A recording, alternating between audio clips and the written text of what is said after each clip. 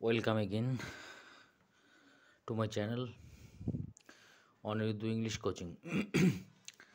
তো আজকে ক্লাস দেখতে দেখতে 17-18 হয়ে গেল।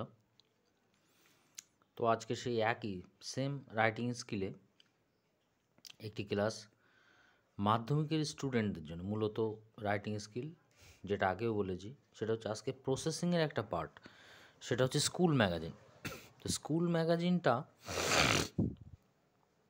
এবারের জন্য মাধ্যমিকের জন্য এবারের ভীষণ ইম্পর্ট্যান্ট, ঠিক আছে? Processing most important. তো এটা দেখো, খুব ছোট করে আমি একটা লিখে দিয়েছি। এটা তোমরা আশা করি তোমাদের মুখস্থ করতে সুবিধা হবে এবং অবশ্যই কমন পড়বে। The school magazine is a magazine that contains the writings of the teachers and students.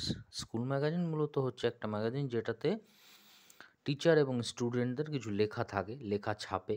It contains poems, short stories, essays, plays etcetera.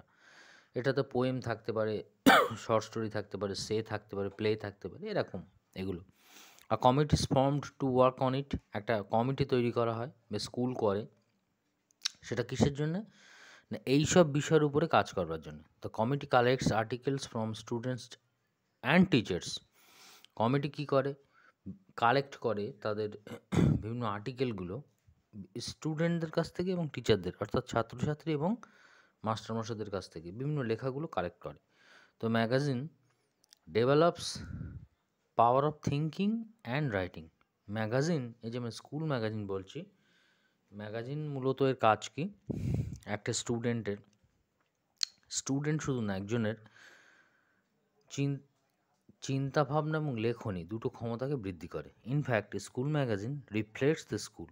এবং সত্যিকারের বলতে গেলে একটি স্কুল ম্যাগাজিন একটা স্কুলকে কিন্তু প্রতিফলিত করে, ঠিক আছে? ধন্যবাদ সবাইকে, সবাই সুস্থ থেকো, ভালো থেকো।